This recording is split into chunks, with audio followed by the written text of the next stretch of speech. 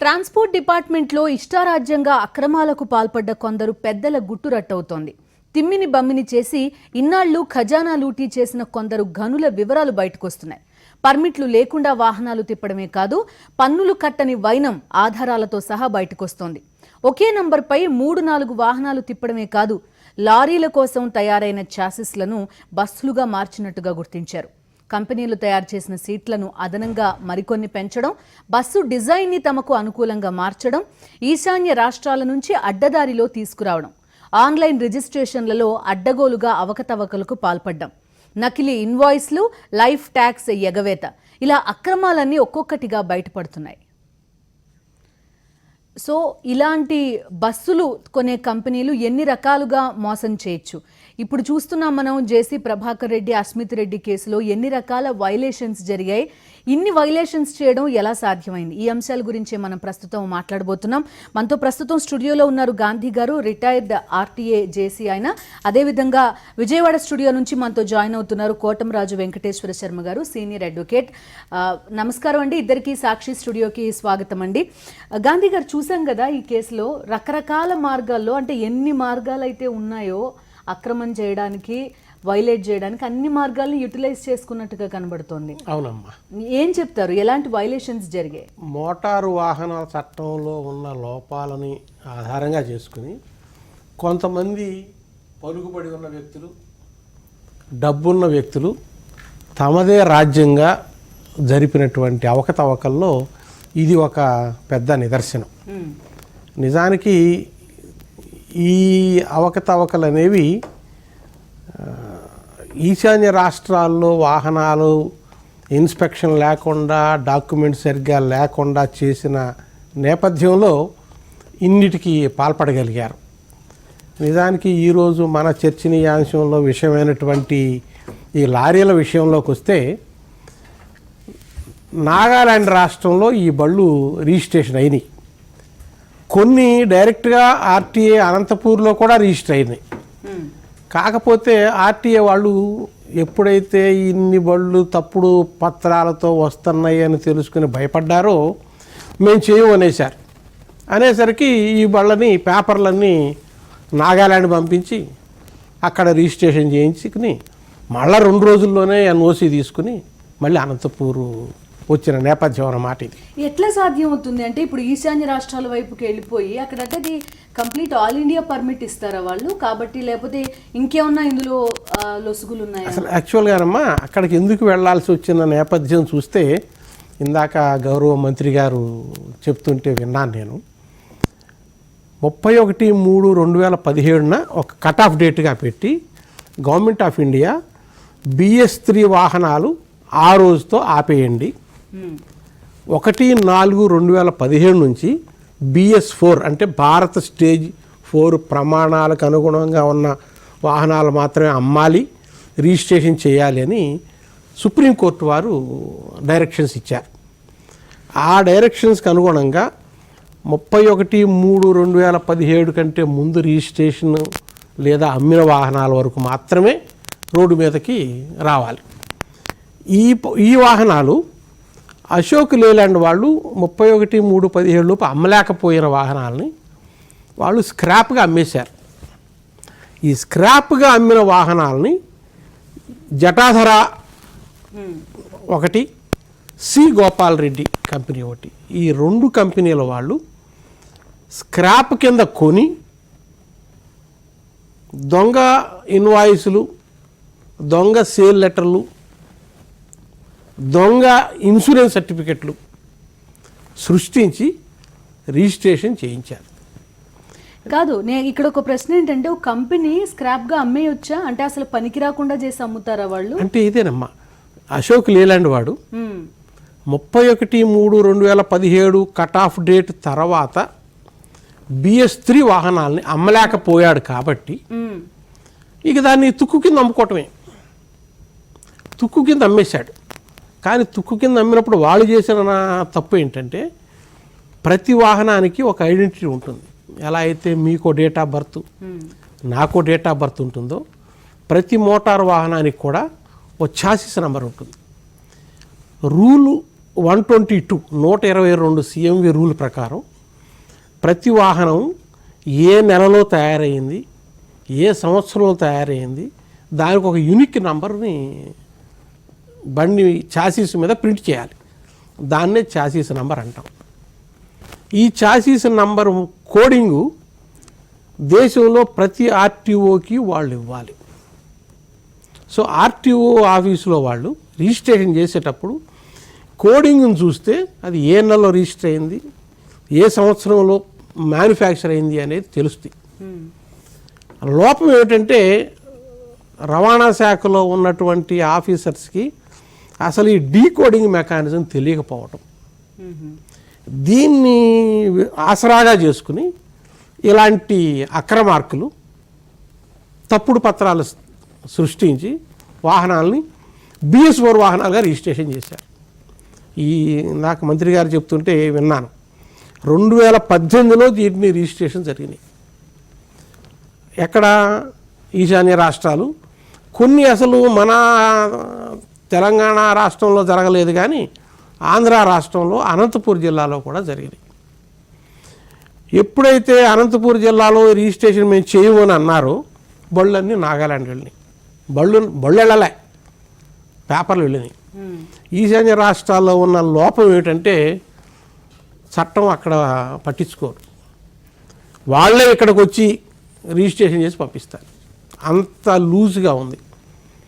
మన తెలుగు రాష్ట్రాల్లో పటిష్టమైన విధానం కొంతవరకు అమల్లో ఉన్నప్పటికీ, సో ఈ 122 నిబంధనని ఎవరు సక్రమంగా పాటించనందువల్ల, చూడనందువల్ల ఈ స్క్రాప్గా అమ్మబడిన వాహనాలు కొత్త బళ్ళుగా అవతారం ఎత్తినాయి. అక్కడ ఎప్పుడైతే కొత్త బళ్ళుగా అవతారం ఎత్తినాయో ఆ కాగితాలు తీసుకుని నేషనల్ పర్మిట్ అవి అక్కడ తీసుకోకుండానే ఇక్కడికి NOC మీద వచ్చి ఇక్కడ జరిగింది. నిజానికి ఈ బళ్ళు కొన్ని మన తెలంగాణ రాష్ట్రంలో రంగారెడ్డి జిల్లాకు వచ్చినాయి. రంగారెడ్డి జిల్లాకు వచ్చినప్పటికీ ఎప్పుడైతే ఈ పుట్ట పగిలిందో ఈ రంగారెడ్డి డిప్యూటీ కమిషనర్కి విషయం చెప్పారు. ఏది, ఈ బండి దొంగ బండి మీ దగ్గర జరుగుతుంది, మీరు యాక్షన్ తీసుకోండి అని. వీళ్ళు బ్లాక్ చేశారు. బ్లాక్ చేయటం అంటే RTA సర్వర్లో ఇక ఆ విషయం మీద పని జరగకుండా. ఈ క్లయింట్లు నా దగ్గరికి వచ్చారు, ఓనర్లు, అంటే నేను అడ్వకేట్ను కూడా. సో నా దగ్గరికి వచ్చి, ఏమండి మీరు పూర్వం RTA కమిషనర్గా చేశారు, మీరు అడ్వకేట్గా కూడా ఉన్నారు, ఈ బళ్ళని మీరు మాకు రెగ్యులరైజ్ చేయించి పెట్టండి. నేను అబ్బాయి ఇట్లాంటి పనులు నేను చేయను, క్లియర్గా ఇది తప్పుడు బండి, మీరు మోసపోయారు. అంటే వాళ్ళు అప్పటికే అమ్మేశారు. వాళ్ళు ఈ అనంతపూర్లో ఉన్నటువంటి అక్రమార్కులు ఈ రంగారెడ్డి జిల్లాలో ఓనర్కి అమ్మేశారు అప్పటికే. ఆయన ఇక్కడికి వచ్చాడు, వచ్చి ఇక్కడ రిజిస్ట్రేషన్ కూడా ట్రాన్స్ఫర్ కూడా చేసుకున్నాడు. అంటే అప్పటికి తెలియదు, బయట పడలా, పుట్ట పగలలే. ఎప్పుడైతే పాపాల పుట్ట పగిలిందో ఈ ఆంధ్రప్రదేశ్ రవాణా అధికారులు ఇక్కడ రంగారెడ్డి అధికారులకి చెప్పారు, వీళ్ళు బిగిచ్చేశారు. ఇక ట్యాక్స్ కట్టడానికి లేదు, ఫిట్నెస్ రెన్యూ చేసుకోవడానికి లేదు, పర్మిట్ చేయించుకోవడానికి లేదు. ఆగిపోయేసరికి నా దగ్గరికి వచ్చారు. నేను పేపర్లన్నీ చూసి, అబ్బాయి మీరు బండి కొనుక్కోవటం తప్పు. సార్ మేము ఎక్కడ తప్పు చేసాము, ఆయన జెన్యూన్గా RTO ఆఫీస్ వాళ్ళు NOC ఇచ్చారు, మేము కొనుక్కున్నాను, నిజమే, వాళ్ళ మీద కేసు పెట్టు, ఆ ఓనర్ ముందు ఓనర్ మీద కేసు పెట్టు. వాళ్ళు తప్పుడు పత్రాలతో రిజిస్ట్రేషన్ చేశారు, అది నువ్వు నమ్మి ఇక్కడికి వచ్చావు. కానీ నువ్వు ఇక్కడికి వచ్చినంత మాత్రం అది సక్రమం అవ్వదు. అక్రమే, అబినిషియో ఇల్లీగల్. అంటే బండి యొక్క రిజిస్ట్రేషనే తప్పుడుదైనప్పుడు తర్వాత ట్రాన్సాక్షన్స్ దాన్ని రెగ్యులరైజ్ చేయవు బాబు, ఇది నీకు జరగదు. అంటే ఇప్పుడు మీ క్లయింట్ని చీట్ చేసినట్టు అంతే కదా. వీళ్ళు కేసులు పెడతామన్నారు, మీరు పెట్టుకోండి పరిహారం తీసుకోండి, కానీ ఇక్కడ వరకు అసలు BS3 స్టాండర్డ్స్ అంటేనే ఎమిషన్ నార్మ్స్ కోసం తెచ్చారు. అసలు యాక్చువల్గా మన పూర్వం అంటే ఈ BS3 నార్మ్స్ రాకముందు యూరో స్టాండర్డ్స్ అనేవాళ్ళు. ఆ యూరో స్టాండర్డ్స్ అమెరికా, ఇంగ్లాండ్ లాంటి వెస్ట్రన్ సొసైటీలో ఉండేవి. మన భారతదేశం మనం యూరో స్టాండర్డ్స్ అనిపించుకోవటం ఏమిటి, మనం సిమిలర్ స్టాండర్డ్స్ అని అడాప్ట్ చేసుకుందామని. కానీ మనం ఒక స్టెప్ వెనకాల ఉన్నాం. వాళ్ళు Euro 4 ఉంటే మనం Euro 3, వాళ్ళు Euro 5 ఉంటే మనం యూరో 4. సో స్లోగా జరుగుతూ వచ్చింది. ఈ సుప్రీంకోర్టు కేంద్ర ప్రభుత్వం ఇచ్చినటువంటి ఆదేశాల ప్రకారం అందరూ మార్చి 31, 2015 నాటికి BS3 వాహనాలు ఇక రాకూడదు రోడ్డు మీదకి. అంతకుముందు రిజిస్ట్రేషన్ బళ్ళు ఉంటాయి, కానీ కొత్త బళ్ళు రావడానికి వీలు లేదని పెట్టారు. కారు కానివ్వండి, లారీ కానివ్వండి, బస్సు కానివ్వండి, అంటే ఏ మోటారు వాహనమైనా సరే, 2 వీలర్ కూడా. ఇక 31/3 నాటికి అమ్ముకోలేకపోయిన బళ్ళు స్క్రాప్, అంటే ఇనప తుక్కు కింద అమ్మటమే. అలాంటి బళ్ళని వీళ్ళు కొని BS4గా కాగితాల మీదే మార్చారు. బట్ ఎవరైనా ఇంగిత జ్ఞానం ఉన్న వాళ్ళు కనుక చాసీస్ నంబర్ని ఎనలైజ్ చేస్తే అది BS3 అని తెలిసిపోద్ది. అలా తెలియబట్టే అనంతపూర్ RTA వాళ్ళు రిఫ్యూజ్ చేశారు. మేము చేయము, ఇప్పటివరకు జరిగింది ఏదో జరిగింది, ఇక మేము చేయమన్నారు. అప్పుడు వాళ్ళు తప్పుడు పత్రాలతో నాగాలాండ్లో రిజిస్ట్రేషన్ చేశారు. ఒక్కసారి వెంకటేశ్వర శర్మ గారిని కూడా పలకరిద్దామండి. వెంకటేశ్వర శర్మ గారు ఇప్పుడు చెప్తున్నది BS3 వెహికల్స్ని BS4గా నమ్మించి వాటిని రిజిస్టర్ చేయించుకున్నారు అనేది. ఎక్కడో ఈశాన్య రాష్ట్రాల్లో రిజిస్టర్ చేసి NOC పొంది ఇక్కడ తిప్పుకుంటున్నారు. అంటే లిటరలీ ట్యాక్సీతో సమానం వాళ్ళు ఇక్కడికి వచ్చి పని చేసుకుంటున్నారంటే. మీరు ఎలాంటి లొసుగులు చూసారండి ఈ పర్టిక్యులర్ విషయంలో?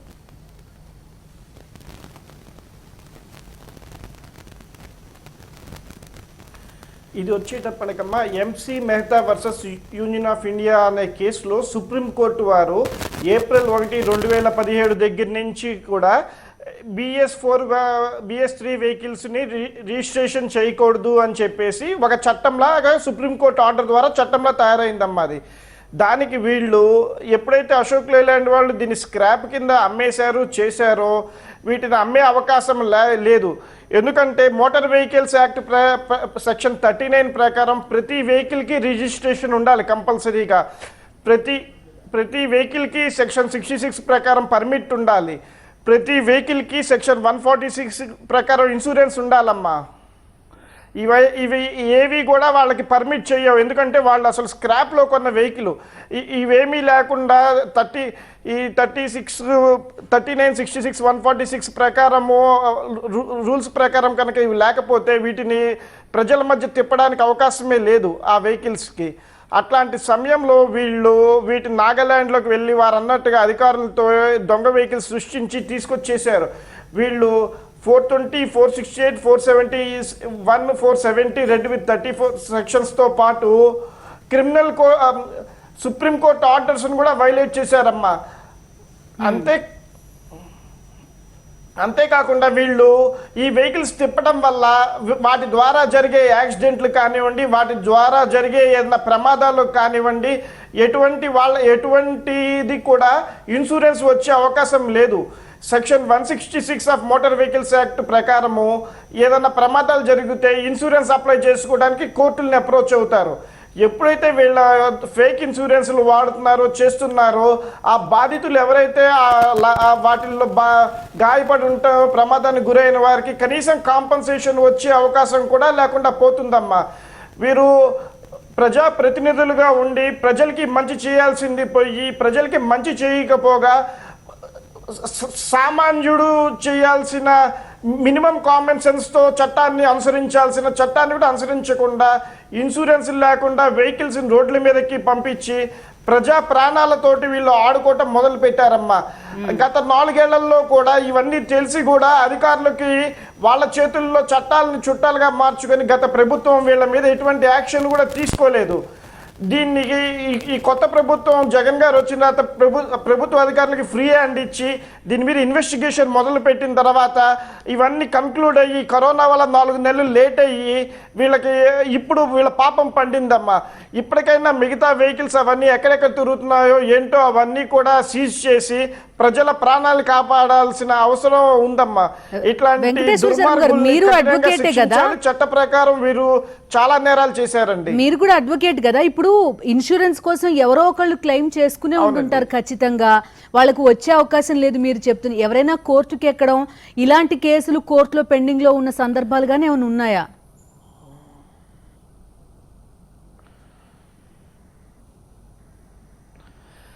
అంటే ఇది దేశవ్యాప్తంగా జరుగుతున్నారు కదమ్మా, అట్లాంటి చిన్న చిన్న ప్రమాదాలు కానీ ఏమన్నా జరుగుతున్నప్పుడు జనరల్గా వీళ్ళ బండారం బయటపడుతుందని వీళ్ళు అవుట్ ఆఫ్ ది కోర్ట్ ఏదైనా సెటిల్ చేసుకొని ఉండొచ్చు, లేకపోతే వీళ్ళ రౌడీయిజం తోటి వాళ్ళని భయపెట్టి వాళ్ళ కాంపన్సేషన్ ఇవ్వకుండా వీళ్ళు తప్పించుకొని ఉండొచ్చు. ఎందుకంటే గత ప్రభుత్వంలో చట్టాలన్నీ వాళ్ళ చేతుల్లో, అధికారులు వాళ్ళ చేతుల్లో ఉన్నారు కాబట్టి అసలు కోర్టుకు వెళ్తే మిమ్మల్ని ఏదైనా చేస్తానో భయపెట్టన్నా కోర్టుకు కూడా వెళ్ళి ఉండకపోవచ్చు, లేకపోతే ఈ విషయం ఎప్పుడో బయటకు వచ్చేదమ్మా. రైట్ గాంధీ గారు, ఒకే నంబర్ పైన 2-3 బస్సులు కూడా తిరగడం చూస్తుంటాం మనం. అది ఎట్లా సాధ్యం అవుతుంది? అంటే నేను సర్వీస్లో ఉన్నప్పుడు పట్టుకున్నానమ్మా ఇలాంటి బస్సుల్ని. ఏం చేస్తారంటే 1, 2, 3, 4 అనే బస్సు ఉందనుకోండి, ఒకటి బాంబేలో బయలుదేరుతుంది, ఒకటి బెంగళూరులో బయలుదేరుతుంది. బాంబేలో బయలుదేరిన బండి హైదరాబాద్ మీదుగా బెంగళూరు రావటానికి, అలాగే అనంతపూర్ నుంచి బయలుదేరిన బండి ఇక్కడ రావటానికి టైమింగ్స్, చెక్ పోస్టులు డిఫరెంట్. మన రవాణా శాఖల్లో ఆ రకమైన ఇంటిగ్రేషన్ లేదు. అది ఇంటిగ్రేషన్స్ అంత ఈజీ కూడా కాదు. వేరే స్టేట్స్ కాబట్టి ఆ బండి, ఒక బండి ఏమో బాంబే టు హైదరాబాద్ తిరుగుతుంటుంది, ఒకటేమో బెంగళూరు టు హైదరాబాద్ తిరుగుతుంటుంది. సో ఈ బండి ఇటు వచ్చేటప్పుడు ఒక బండి అటు ఉంటుంది. అంటే గివెన్ పాయింట్ ఆఫ్ టైంలో హైదరాబాద్లో ఒక బండే ఉంటుంది. ఇక్కడ ఆర్టీఏ అధికారులకు తెలిసే అవకాశం లేదు, ఒక బండే ఉందనుకో, ఒక బండే ఉందనుకుంటారు. వేరే స్టేట్ లో ఇంకో బండి తిరుగుతుంది. ఇప్పుడు ఈ బెంగళూరు నుంచి బండి ఇవాళ ఏదో బయలుదేరింది అనుకోండి, ఆ రోజున హైదరాబాద్ నుంచి బాంబేకి ఒక రెండో బండి బయలుదేరుతుంది. సో ఈ బెంగళూరు బండి హైదరాబాద్ వచ్చేసరికి ఒకటే బండి ఉంటుంది. ఇప్పుడు ఏమన్నా మారాయండి ఆ పరిస్థితులు? ఈ రోజు కూడా కొన్ని సంస్థలు, కొన్ని యాజమాన్యాలు అలాంటి తప్పులు చేస్తూనే ఉన్నాయి. ఈ మధ్య కాలంలో కూడా కొన్ని బళ్ళు పట్టుకున్నారు.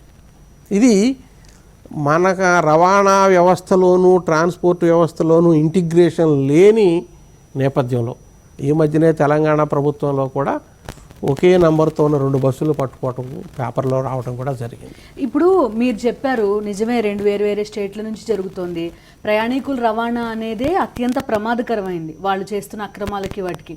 వీటిలో ఏమైనా స్మగుల్ చేస్తే ఏంటి పరిస్థితి? మరి స్మగుల్ చేసి బట్టే మన మహబూబ్ నగర్ పాలెంలో ప్రమాదం జరిగింది. జబార్ ట్రావెల్స్ బస్సు తగలబడిందే ఇన్ఫ్లేమబుల్ సబ్స్టెన్స్ ఇల్లీగల్గా ట్రాన్స్పోర్ట్ చేస్తున్నందువల్ల. మోటార్ వాహనాల చట్టం ప్రకారం 3.8 మీటర్ల ఎత్తు కంటే ఇంచు కూడా పైన ఏమీ ఎత్తు ఉండటానికి వీల్లేదు. ఈరోజు కూడాను తెలంగాణ రాష్ట్రంలోనూ ఆంధ్ర రాష్ట్రంలో కూడా బేఖాతరు చేస్తూ బస్సు మీద లగేజ్ వేసుకు తిరుగుతున్నారు. మరి అవి స్మగుల్డ్ గుడ్సే కదా. చట్టం తన పని తాను చేసుకుపోతుంది అనుకుంటున్నప్పటికీను ఇది చిన్న వయలేషన్లా కనపడినా కూడా ఈ పెద్ద నేరాలు. వెంకటేశ్వర శర్మ గారు, ఇప్పుడు 2 కేసెస్ చెప్పారు ఇందాక. ఏసీబీ జేడీ మాట్లాడుతూ క్రైమ్ 3 and 4 2 విడివిడి కేసెస్గా పెట్టాము, 2 FIRలు ఉన్నాయి ఇందులో అని చెప్పారు. అలా అవి ఏమన్నా టెక్నికల్ పాయింట్స్ చెప్పగలరా? ఒక దాంట్లో ఏంటి, ఏమంటారు? సారీ, నేను మిమ్మల్ని రాంగ్ కేసు గురించి అడుగుతున్నాను. రైట్, నేను నిన్నటి కేసు ఇష్యూలో మాట్లాడాను. రైట్. సో ఈ పర్టిక్యులర్ దీనికి సంబంధించి ఏం చెప్తారండి? ఇప్పుడు ఎలాంటి చట్టం ఉంది? ఇప్పుడు ఒకే నంబర్ తోటి 2-3 బస్సులు 4-5 బస్సులు తిప్పుతున్నారు, వేరే స్టేట్స్ నుంచి తిప్పుతున్నారు. ఎలా పట్టుకుంటారు? నిజంగానే ఇప్పుడు దీనిలో కోఆర్డినేషన్ లేదు, వేరే స్టేట్ల మధ్య ట్రాన్స్పోర్ట్ డిపార్ట్మెంట్లో ఖచ్చితంగా ఇన్ఫర్మేషన్ ఉండదు అని చెప్తున్నారు.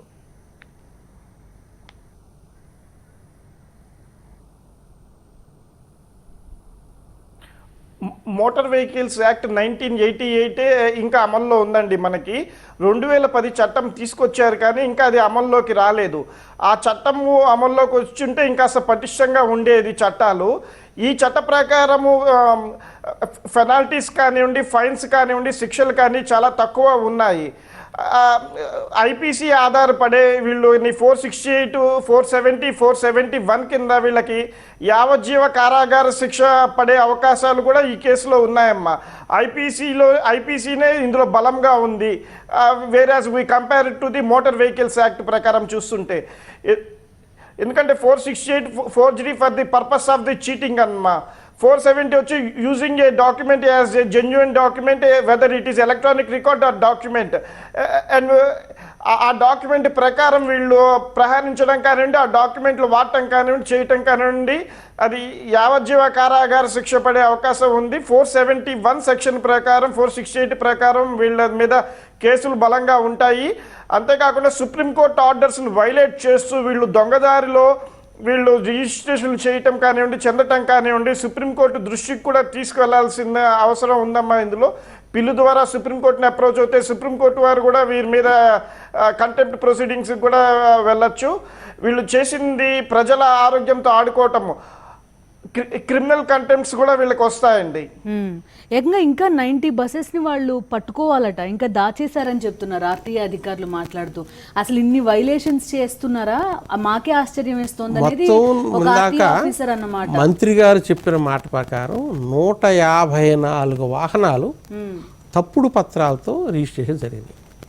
ఈ 154 వాహనాలకి ఇప్పుడు దాదాపు 80 చిల్లర బస్సులను లారీల్లో మాత్రమే రిజిస్ట్రేషన్ క్యాన్సిల్ చేశారు. ఇంకా దాదాపు 50 చిల్లర వాహనాలు 50 ఇంకా తేలాల్సింది. ఈ ఇతర రాష్ట్రాలకు కూడా వెళ్ళినాయి, ఇతర రాష్ట్రాల్లో కూడాను నమోదైనవి. సో వీటన్నిటినీ 154 ఈ దొంగ వాహనాలను పట్టుకోవాలంటే కేంద్ర ప్రభుత్వం సాఫ్ట్వేర్ ఉంది, వాహన్ సాఫ్ట్వేర్ అంటాం. ఆ వాహన్ సాఫ్ట్వేర్లో కనుక ఈ చాసీస్ నంబర్లు కనుక ఫీడ్ చేసి బ్లాక్ చేయిస్తే అప్పుడు ఈ బళ్ళు బయటకు వస్తాయి. మీ ఎక్స్పీరియన్స్లో గాంధీ గారు, మీరు డైలీ బేసిస్లో చూసేవైనా ఇలాంటివన్నీ అందరు ఆపరేటర్స్ ఇట్లానే ఉంటారా, లేకపోతే లెజిటిమేట్గా బాగా బిజినెస్ చేసుకు? ఇప్పుడు ప్రైవేట్ ఆపరేటర్స్ని ఎందుకు ఎంకరేజ్ చేస్తారు? ఒక కాంపిటేటివ్ ఇది ఉండాలి, సో దట్ ప్రజలకు మంచి సర్వీస్ అందుబాటులో ఉంటుంది కాబట్టి అని. ఫ్లీట్ ఓనర్స్గా ఉన్నవాళ్ళు ఇలాంటి నేరాలకు ఎక్కువగా పాల్పడుతుంటారు. ఎందుకంటే వాళ్ళ కమాండ్లో వాళ్ళ యొక్క ఓనర్షిప్లో 20, 30, 40 వాహనాలు వచ్చేసరికి అన్నిటి మీద వాళ్ళు కంట్రోల్ చేసుకోలేరు, ఇలాంటి నేరాలు జరుగుతుంటాయి. ఎప్పుడైతే ఈ ప్రస్తుతం మనం చర్చిస్తున్నదైతే మాత్రం పూర్తిగా చట్టవిరుద్ధమైన ప్రక్రియ. ఇక్కడ ఏంటంటే మామూలు ఆశ, అత్యాశ, దురాశ ఈ మూటి కంటే పరాకాష్ట. ఎందుకంటే కేంద్ర ప్రభుత్వం ఏమో 31/3/17 తర్వాత వాహనాలు రిజిస్ట్రేషన్ చేయకూడదు నోటిఫికేషన్ ఇచ్చింది, అంటే BS4 అమల్లోకి వస్తుంది అని. ఈ వాహనాల తయారీదారులు, డీలర్లు సుప్రీంకోర్టుకు వెళితే సుప్రీంకోర్టు వారు నథింగ్ డూయింగ్, ఢిల్లీలో మేము ఊపిరే పీల్చుకోలేకపోతున్నాము, కాలుష్యం చాలా ఎక్కువగా ఉంది, దేశంలో మనం ఇప్పటికే యూరో స్టాండర్డ్స్ కంటే వెనకబడి ఉన్నాము, కనుక కట్ ఆఫ్ డేట్ కేంద్ర ప్రభుత్వం ఇచ్చిన కట్ ఆఫ్ డేట్లో ఏ విధమైన మార్పు సడలింపు ఇచ్చే ప్రశ్నే లేదు, మీరు మీ బళ్ళని మీరు స్క్రాప్ కింద అమ్ముకోండి లేదా మీ ఇష్టం అన్నారు. సో స్క్రాప్ కింద అమ్మేటప్పుడు వాహన తయారీదారుడు ఆ చాసిస్ నంబర్ని రుద్దేసి దాన్ని స్క్రాప్ చేసి అప్పుడు అమ్మాలి. వాళ్ళు యాజ్ ఇట్ ఈజ్గా అమ్మేసేసరికి ఇలాంటి అక్రమార్కులకి వాహనాలు కొని రిజిస్ట్రేషన్ చేయాలనే దురుద్దేశంతో బళ్ళని తీసుకొచ్చి మరి రిజిస్ట్రేషన్ చేసి వేరే పార్టీలకు కూడా అమ్మేసి వాళ్ళు దొరికిపోయారు. ఇంకొక వైలేషన్ చెప్పింది లారీ దీనిపైన బస్ ని బిల్డ్ చేశారని. అది ఇంకా తప్పు. అంటే అది కేవలం అంటే వాహన తయారీదారుడే లారీ తయారు చేయాలంటే ఈ రకమైనటువంటి స్టాండర్డ్స్ ఉండాలి, బస్సు తయారీ చేయాలంటే ఈ రకమైన స్టాండర్డ్స్ ఉండాలి. ఎందుకంటే లారీ తయారు చేసేవాడు అది 20 టన్నులు, 30 టన్నులు, 40 టన్నుల బరువుని మోసేటట్టుగా ఉండేటటువంటి యాక్సిల్స్, దాని యొక్క సస్పెన్షను తయారు ఉంటుంది. బస్సు తయారు చేసేది అంటే ప్రయాణికులను మోసుకెళ్ళేది కాబట్టి ప్రయాణికుల రక్షణ ఉండేటట్టుగా విధంగా ఆ బస్సుల్ని వాళ్ళు చాసీసులు తయారు చేస్తారు. సో లారీ చాసీస్గా ఉండేదాన్ని బస్ చాసీస్గా మార్చడం అది పెద్ద తప్పు. వీళ్ళు ఆ తప్పు కూడా చేశారు, లిటరల్గా ప్రాణహాని జరుగుతుంది. అవునమ్మా. మూడోది ఇందాక చెప్పినట్టుగా శర్మ గారు కూడా చెప్పారు, ఇన్సూరెన్స్. ఎప్పుడైతే మోటారు వాహనం రిజిస్ట్రేషన్ చేయాలంటే ముందు దానికి వ్యాలిడ్గా ఇన్సూరెన్స్ ఉండాలి. ఇన్సూరెన్స్ కంపెనీ వాడు ఈ డాక్యుమెంట్స్ కనుక చూసి వాడు చేయడు. ఇప్పుడే ఇందాక మంత్రి గారు చెబుతున్నారు ఇన్వాయిస్లోనూ తప్పులు ఉన్నాయట, సేల్ లెటర్లోనూ తప్పులు ఉన్నాయట. ఏది ఒకే వాహనానికి ఇచ్చేటటువంటి డాక్యుమెంట్స్ కూడాను వేరు వేరు తేదీలు వేరు వేరు వివరాలు ఉన్నాయి. మరి నాగాలాండ్ ఆర్టీఓ గారు ఇవన్నీ చూసుకోకుండా రిజిస్ట్రేషన్ చేయటం వారిదో తప్పు. ఆ తప్పును రెగ్యులరైజ్ చేసుకుంటూ ఇక్కడ జరిగిపోయింది. సో ఇన్సూరెన్స్ వాళ్ళు ఇన్సూరెన్స్ కూడా చేయనందువల్ల వాహనాలకి దొంగ ఇన్సూరెన్స్లు వచ్చినాయి. ఇప్పుడు మన దగ్గర ఈ 154 బళ్ళ మీద ఏవైనా ప్రమాదాలు జరిగినాయా, వాటి వాళ్ళు ఏమైనా ఇందాక మీరు అన్నారే ఇన్సూరెన్స్ కాంపెన్సేషన్ కేసులు ఉన్నాయనేది ఎవరి దగ్గర వివరాలు లేవు. ఎందుకంటే అవి సంబంధిత పోలీస్ స్టేషన్లలో రిజిస్ట్రేషన్ అవుతాయి కాబట్టి ఏది ఎఫ్ఐఆర్లు.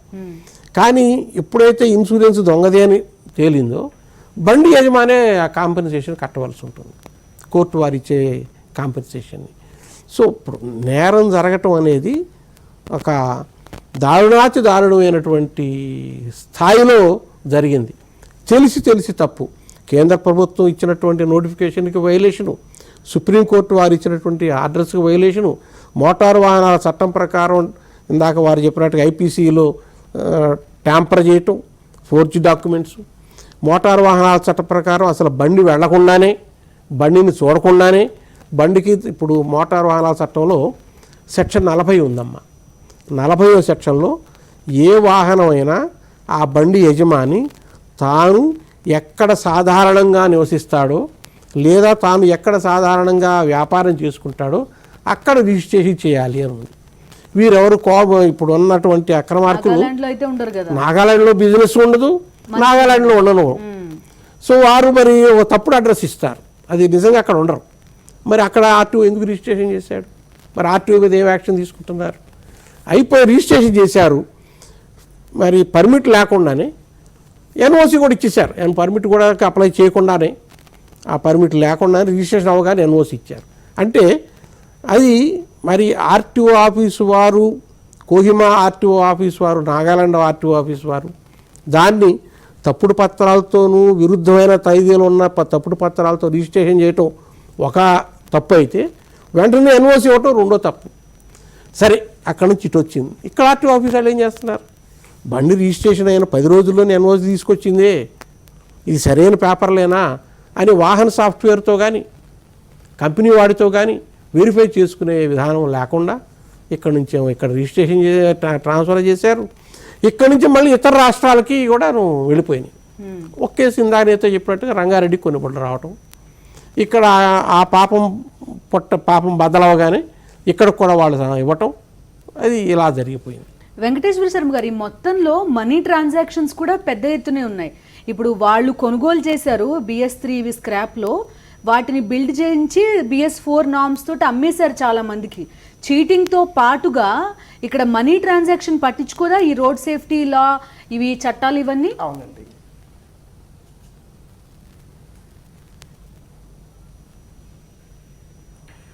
ఇవన్నీ కూడా దర్యాప్తు అధికారి ఎవరైతే ఉన్నారో ఆ దర్యాప్తు అధికారి ఇప్పుడు ఎఫ్ఐఆర్ కాబట్టి ఇది ఫస్ట్ ఇన్ఫర్మేషన్ రిపోర్ట్ కాబట్టి దీంట్లో ప్రాథమికంగా కొన్ని సెక్షన్లే పెట్టారమ్మా.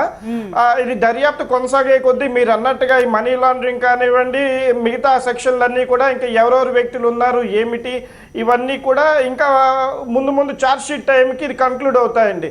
ఇప్పుడు ప్రస్తుతానికి ఫస్ట్ ఇన్ఫర్మేషన్ రిపోర్ట్ మీదే వాళ్ళు వెళ్ళారండి. దేశవ్యాప్తంగా కూడా ఇప్పుడు 154 దొరికినాయమ్మా.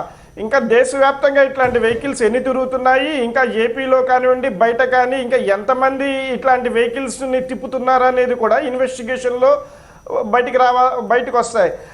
మనం గమనిస్తే అమ్మ, గత ప్రభుత్వంలో కేసినేని నాని ఎంపీ గారు ఆర్టీఓ అధికారి కొన్ని వెహికల్స్ సీజ్ చేశారని విజయవాడలో, అప్పుడు ఎమ్మెల్యే కానివ్వండి ఇక్కడ సిటీ ప్రెసిడెంట్ కానివ్వండి అందరూ వచ్చి ఆర్టీఓ అధికారుల మీద ఒక యుద్ధం చేసి ఒక అధికారిని మీద దాడి చేశారన్నమాట. ఇట్లాంటి కార్యక్రమాలు చేయటం వల్లే గతంలో ఆర్టీఓ అధికారులు కానివ్వండి ఎవరు కూడా వీళ్ళ అక్రమాలను బయట పెట్టడానికి ముందుకు రాలేదు. అవునండి, ఎవరు బయటికి రాలేదండి. కానీ ఇప్పుడు వచ్చేటప్పటికి అధికారులకి ఫ్రీ హ్యాండ్ ఇవ్వటం వల్ల ఇట్లా ధైర్యంగా ఇట్లాంటివన్నీ కూడా బయటికి వస్తున్నాయండి. అప్పట్లో అధికారి ఎవరైనా సమర్థవంతంగా పనిచేస్తున్నారంటే అతన్ని భయంతోనో లేకపోతే ఆశ చూపించో అతనితో పని చేయకుండా వాళ్ళకి ఏ విధంగా పని కావాలో అట్లానే పని చేయించుకునేవాళ్ళు. అందువల్ల ఇట్లాంటి అక్రమాలన్నీ బయటికి తీసే అవకాశం అధికారులకు లేకుండా పోయింది. ఇప్పుడు ఈ ప్రభుత్వం అట్లా కాకుండా ప్రజా సంక్షేమం కోసం ఇట్లాంటివన్నీ కూడా బయటికి తీసుకొస్తుందమ్మా. ఓకే, ఇంకొక విషయం గాంధీ గారు, ఇప్పుడు ప్యాసింజర్ సీట్స్ ఇప్పుడు 30 సీట్లకు అనుమతి ఉంటే 50 కూడా ఉంటాయేమో కొన్ని బస్సుల్లో. ఈవెన్ ఈ స్లీపర్ సీట్స్ అని ఈ మధ్యన కొత్తగా వచ్చాయి. 4 భరించగలదా బస్సా కెపాసిటీని? అది కూడా వైలేషనా? అంటే దీనికి కొంచెం గతం కూడా ఉంది.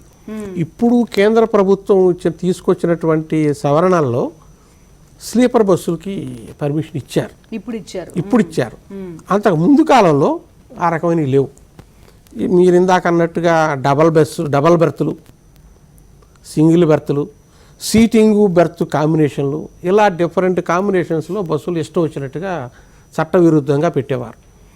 మన అప్పుడు సమైక్య రాష్ట్రంగా ఉన్నప్పుడు, నేను అప్పుడు అధికారిగా ఉన్నప్పుడు ఇలాంటి బస్సుల్ని మేము పట్టుకుంటున్నామని ఇదే అక్రమార్కులు వీరే నా మీద మరి నన్ను సస్పెండ్ చేయాలన్నంత దాకా ఆఫీస్కి వచ్చి యాగి చేస్తే అవునమ్మా వైఎస్ రాజశేఖర రెడ్డి గారు నన్ను కాపాడారు. వారే అప్పుడు ముఖ్యమంత్రిగా ఉండి నన్ను కనుక కాపాడకపోతే నేను సర్వీసులు ఉండేవాడిని కాదు. ఈ రోజున ఇంత గౌరవంగా బతకగలిగి ఉండేవాడిని కాదు. ఏ వ్యక్తులు అధికారం వారి చేతుల్లో, ఆ రోజుల్లో మంత్రి గారు వారి మనుషులే, వారి బంధువులే, వారు ఉండగా మరి నిజాయితీగా పనిచేస్తున్నటువంటి అధికారుల్ని ఎంతగా వేధించారంటానికి నేనే ఒక ప్రత్యక్ష సాక్షి. ఇక్కడ ఇంకొక ప్రశ్న అండి, ఇప్పుడు రిజిస్ట్రేషన్స్ చేశారు, సరే నాగాలాండ్ వెళ్ళి చేశారు, ఎన్ఓసి తెచ్చుకున్నారు, అసలు ఇక్కడ ఆర్టీఏ అధికారుల ప్రమేయం ఏం లేదా ఈ మొత్తం ఇష్యూలో? అందరూ కళ్ళు మూసుకున్నారు. ఎందుకంటే వ్యవస్థను అధికారంగాను డబ్బుతోనూ ఉన్న వ్యవస్థను పోరాడగలిగిన శక్తి ఈ అధికారులకి లేదు. ఈ అధికారులకి అండలేదు. ఎప్పుడైతే ఇప్పుడున్న జరిగినట్టుగా గనక ప్రభుత్వం గనక అధికారులకి స్వేచ్ఛనిచ్చి మీ పని మీరు చేయండి, మీ వెనక మేము ఉన్నామన్న దన్నిస్తుందో ఇలాంటి అక్రమాలన్నీ బయటకు వస్తాయి. ఇలా బయటకు వచ్చింది అంటే మరి ఆంధ్ర ప్రభుత్వం రవాణా శాఖ అధికారులకి స్వేచ్ఛ ఇచ్చి ఇందులో ఉన్న లోపాలని మీరు బయట పెట్టండి, ఎవరికి భయపడవద్దు. అలాగే మీరు ఇంతకుముందు కూడా ఒక ఇన్సిడెంట్ జరిగింది గుంటూరు జిల్లాలో లైఫ్ ట్యాక్స్ కట్టకుండా బళ్ళు అమ్మేసుకుని దాదాపు కోట్లు అక్కడ ప్రభుత్వ ఖజానాకి నష్టం. అది కూడాను ఆంధ్ర ప్రభుత్వం అధికారులకి స్వేచ్ఛ ఇచ్చి మీ పని మీరు చేయండి, ఎంత తప్పు చేసిన వారు ఎవరైనా సరే మీరు వారిని బయట పెట్టండి అంటేనే మరి కొన్ని వేల బళ్ళు గుంటూరు జిల్లాలో రిజిస్ట్రేషన్ లేకుండా వచ్చిన లైఫ్ ట్యాక్స్ కట్టకుండా వచ్చిన బస్సులు, ఈ రోజున లారీలు, ఈరోజు ఈ రెండు వచ్చినాయి అంటే ప్రభుత్వం అధికారులకి పూర్తిగా అండగా ఉండి ఎవరు డబ్బున్నా మన ఉన్నా వారికి భయపడవద్దు, మీ పని మీరు స్వేచ్ఛగా చేయండి అని వెసులుబాటు, ధైర్యము మరి అండా ఇచ్చినందువల్లనే బయటకు వస్తున్నాయి. ఇన్నాళ్ళు ఎందుకు రాలేదంటారు, అధికారులు భయపడిపోతారు. వారు సింగులర్గా ఫైట్ చేయలేరు వ్యవస్థకి. ఎప్పుడైతే వ్యవస్థ మీ వెనకాల ఉందన్న నమ్మకం ఉంటుందో అధికారులు పనిచేసి బయటికి తీసుకురాగలుగుతారు. ఇప్పుడు జరుగుతున్నది అదే. ఎగ్జాక్ట్లీ. మీరు కూడా గాంధీ గారు ఒకసారి ఇప్పుడు మనీ ట్రాన్సాక్షన్ పట్టించుకోదా ఈ చట్టం ఇదంతా ఏమి? ఇప్పుడు ఏకంగా 153, 155 అంటున్నారు. ఎంత పెద్ద ఎత్తున డబ్బులు చేతులు మారి ఉంటుంది అంటే ఇందులో పెద్ద లాభం కోసం కదా, పీనట్స్. వాళ్ళ వ్యాపారం అనేది ప్రభుత్వానికి సంబంధం లేదు. ప్రభుత్వానికి కట్టవలసిన ట్యాక్స్ కడతాడు, కానీ పని చేయటం అనేది ముఖ్యం. ఇక్కడ రిజిస్ట్రేషన్ చేయటం ఓ తప్పు, ఫిట్నెస్ చేయటం ఓ తప్పు. ఈ రెండు వ్యవహారాలు అధికారులు చేయకపోతే వాళ్ళని కూర్చొనిరు, బతకనివ్వరు. ఒకసారి వీళ్ళు పన్ను కట్టించుకుని ఫిట్నెస్ ఇచ్చిన తర్వాత వీళ్ళు రోడ్డు మీద వ్యాపారం చేసుకుంటారు, డబ్బు సంపాదించుకుంటారు. అక్రమంగా తిరుగుతుంటారు. సో ఇక్కడ డబ్బు లావాదేవీ అనేది ఆ యజమానికి అతను చేసుకునే వ్యాపారానికే కానీ ప్రభుత్వానికి వచ్చే నష్టం ట్యాక్స్ పరంగా నష్టాన్ని కలిగిస్తారనేది అది కాదు అక్కడ. ఒక కంపెనీ చేసిన అక్రమాలు లేకపోతే ప్రభుత్వ నియమాలని ఎలా ప్రభుత్వ నియమాలను ఉల్లంఘించి నేరం ఎలా చేస్తున్నారు, మోటారు వాహనాల చట్టాన్ని ఎలా ఉల్లంఘిస్తున్నారు, వీటి వల్ల అతడు వ్యాపారం చేసుకోవటంతో పాటు పర్యావరణానికి నష్టం, మనుషుల ప్రాణాలకు నష్టం. ఇవి లాంగ్ రేంజ్లో ఉండే ఇమ్మీడియట్గా కనపడే నష్టాలు. వాళ్ళకి ఇమ్మీడియట్గా కనపడుతున్న లాభం ఏంటి? అక్రమంగా చేసే వ్యాపారం.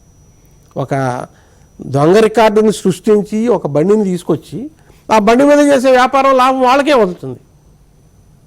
ఒక ప్రశ్న గాంధీ గారు, మీరు ఇన్నాళ్ళు చూసి ఉన్నారు కదా, న్యాయబద్ధంగా ప్రాపర్ రిజిస్ట్రేషన్, లైఫ్ ట్యాక్స్ కట్టి ఇప్పుడు చట్టం చెప్తున్నట్టుగా సీట్లు పెట్టి వ్యాపారం చేస్తే లాభం ఉండదా వాళ్ళకి? పద్ధతిగా వ్యాపారం చేస్తే ఎక్కువ లాభాలు ఉండవమ్మా. ఇప్పుడు ఈనాడు ప్రైవేట్ బస్సులు తిరుగుతున్నాయి. నిజంగా పద్ధతిగా తిరిగితే ఏ బస్సు సక్రమంగా లాభాలతో బతికేది కాదు. ఇన్ని బస్సులు తిరుగుతున్నాయంటే వాళ్ళు అక్రమంగా తిరుగుతున్నారు కాబట్టే వాళ్ళు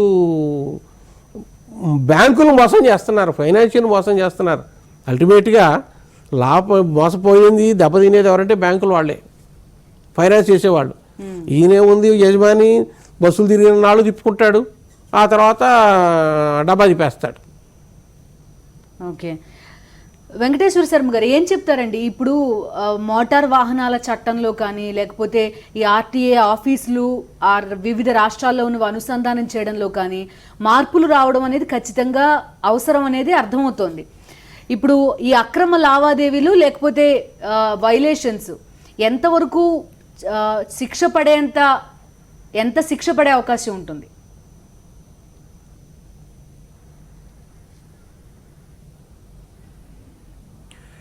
ఈ కేసులో వచ్చేటప్పటికని అయితేనమ్మా మినిమంగా 7 సంవత్సరాల నుంచి యావజ్జీవ కారాగార శిక్ష పడే అంత స్కోప్ ఈ కేసులో ఉందండి. ఎందుకంటే 468, 470, 471 సెక్షన్స్ వీళ్ళకి యాప్ట్గా అప్లై అవుతాయి. వీళ్ళు డాక్యుమెంట్ పరంగా వీళ్ళు నేరాలు చేశారు కాబట్టి వీళ్ళు తప్పించుకునే అవకాశం కూడా లేదు. వీళ్ళు డాక్యుమెంట్ పరంగా దొరికిపోయారు. ఆ డాక్యుమెంట్ వాళ్ళ నుంచి పుట్టడం కానివ్వండి, వాళ్ళు దాన్ని వివిధ వ్యక్తులకి అమ్మటం కానివ్వండి, అట్లాంటి వెహికల్స్ని తిప్పుతూ ఉండటం కానివ్వండి, దొంగ ఇన్సూరెన్స్ సర్టిఫికేట్లు తయారు చేయటం కానివ్వండి, పర్మిట్లు దొంగవి సృష్టించడం చేయటము, ఇవన్నీ కూడా రికార్డ్ అయ్యాయి. ఈ కేసులో నుంచి వాళ్ళు తప్పించుకోవడానికి బయటికి రాలేరు. Section 199 of motor vehicle acts offences by companies అని చెప్తుందమ్మా.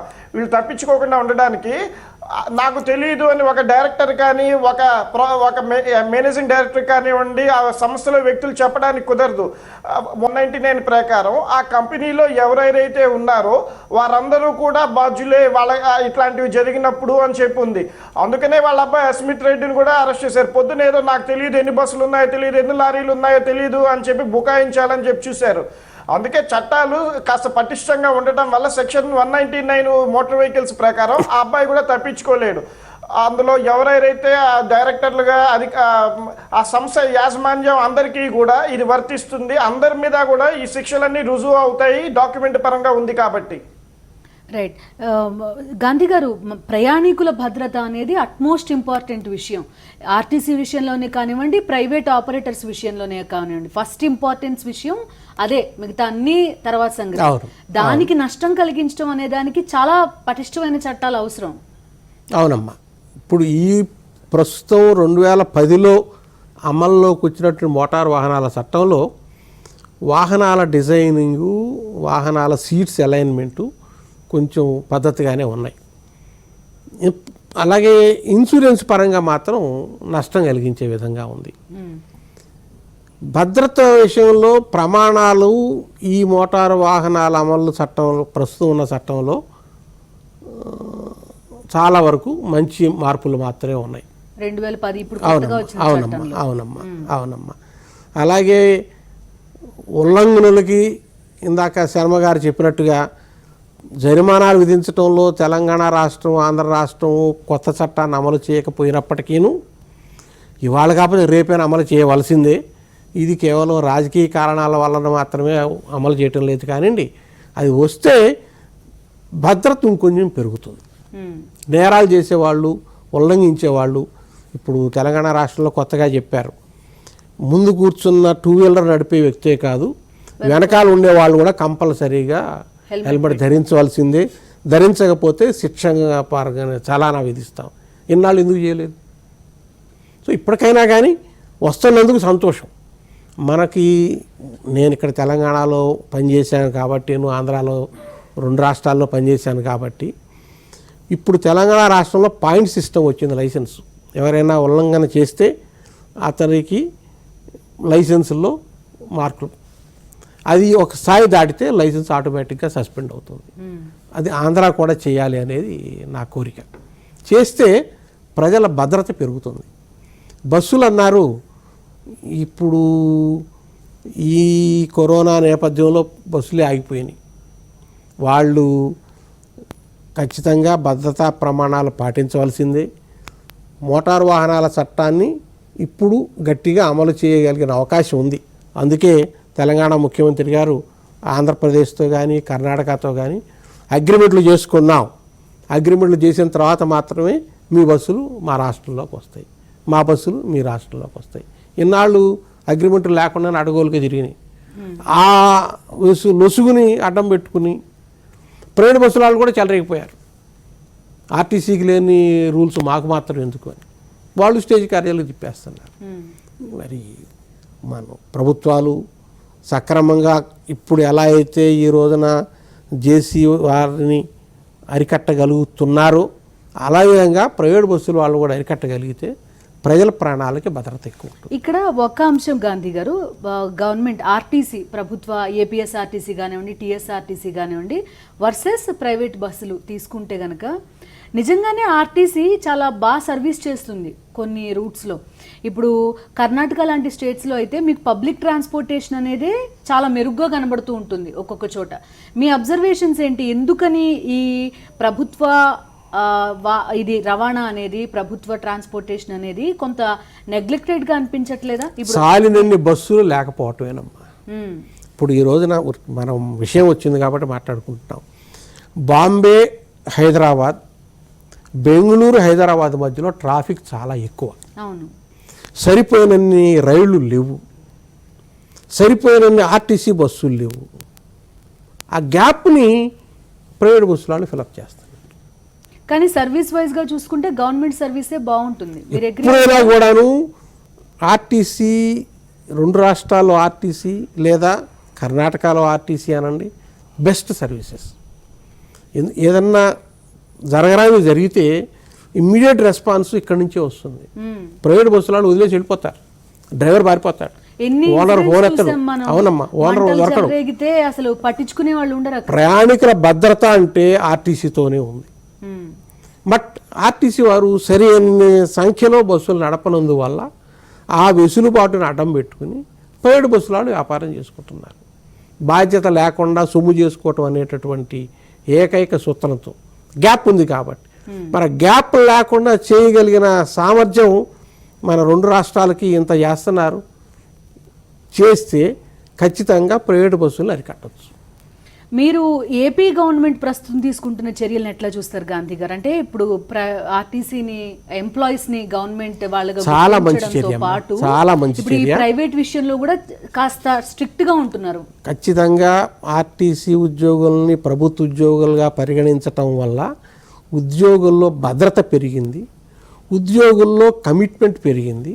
ఉద్యోగులు నా సంస్థ, నేను ప్రభుత్వ ఉద్యోగిని కనుక నేను పనిచేస్తున్న సంస్థ లాభాలతో నడవాలి అని కట్టుదిట్టంగా పనిచేయడానికి అవకాశం ఉంటుంది. ప్రభుత్వానికి కూడా నా విన్నపం కూడా ఏమిటంటే బస్సుల సంఖ్య పెంచండి, కొత్త బస్సులు రావటానికి బడ్జెట్ కేటాయించండి. అప్పుడు మీరు ఇప్పుడు తీసుకుంటున్న చర్యలు నిజమైనటువంటి ప్రజా భద్రత, ప్రజా రవాణా భద్రత ఉండేటట్టుగా అది ట్రాన్స్లేట్ అవుతుంది. గాంధీ గారు, నేను వదిలేసినా లేకపోతే మీకు బాగా తెలిసిన వైలేషన్స్ ఇంకేమన్నా ఉన్నాయా? ఇప్పుడు సీట్ల సంఖ్య కానివ్వండి, లైఫ్ ట్యాక్స్, పర్మిట్, ఇవన్నీ కాకుండా ఇంకా ఏమన్నా వైలేషన్స్ కనబడతాయా? ఇదేనండి ఇప్పుడు 2 చర్యలు గట్టిగా తీసుకున్నది ఆంధ్ర ప్రభుత్వం లైఫ్ ట్యాక్స్ విషయంలో, అలాగే ఈ లారీలు తప్పుడుది. ప్రైవేట్ బస్సులను కూడా ఎలా చేయాలి? అన్ని ప్రైవేట్ బస్సులు అక్రమంగా తిరిగాయి. ఆంధ్ర నుంచి తెలంగాణకు వచ్చేవి కానివ్వండి, తెలంగాణ నుంచి ఆంధ్రాకి వెళ్ళేవి కానివ్వండి, ఈ బస్సులన్నీ కూడాను కాంట్రాక్ట్ క్యారేజ్ పర్మిట్ ముసుగులో స్టేజ్ క్యారేజీగా తిరుగుతున్నాయి. దీన్ని గట్టిగా అరికట్టవలసిన అగత్యం ప్రభుత్వాలకు ఉంది. కానీ అరికట్టాలి అంటే తగినన్ని బస్సుల్ని కూడా పెంచితేనే ఆ చర్య సమర్థవంతంగా రూపొందుతుంది. రైట్ అండి. ప్రజా రవాణాకు ఉపయోగపడేటటువంటి సాధనం సక్రమైనటువంటి సంఖ్యలో లేకపోతే ప్రజలు నష్టపోతారు. ప్రజలకి ఎక్కడ పోతారు? ఇక లారీల్లోనే వెళ్ళాలన్నా, కారుల్లో వెళ్ళాలన్నా, కార్లు వారికి ప్రతి ఒక్కరికి కార్లు ఉండవు. సో ప్రజలకు సక్రమైనటువంటి రవాణా సౌకర్యం కల్పించవలసిన బాధ్యత ప్రభుత్వాలది.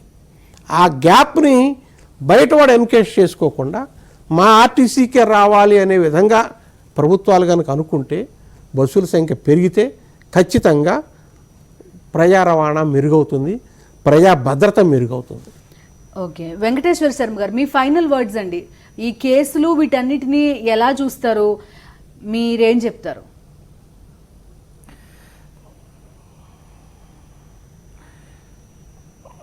నిన్న కానీ ఈరోజు కానీ జరిగిన కేసుల గురించి కానివ్వండి, మనం ఒక చూస్తే 151 సీట్ల అత్యధిక మెజార్టీ ఇచ్చిన జగన్మోహన్ రెడ్డి గారికి ఇట్లాంటి అవినీతి వాళ్ళని శిక్షించాలి, ఇట్లాంటి అవినీతిని బయటికి తీసుకురావాలని ఒక వ్యక్తిగా వాళ్ళు ఈ వ్యవస్థ మీద, ఈ అవినీతి వ్యవస్థ మీద పోటీ చేయలేక వాళ్ళ ఓటుని జగన్ గారికి వేసి వారు ఈ అవినీతిని నిర్మూలించడానికి ఆ ఓటు ఉపయోగపడాలి అని చెప్పి కోరుకొని వారికి అధికారాన్ని ఇచ్చారు.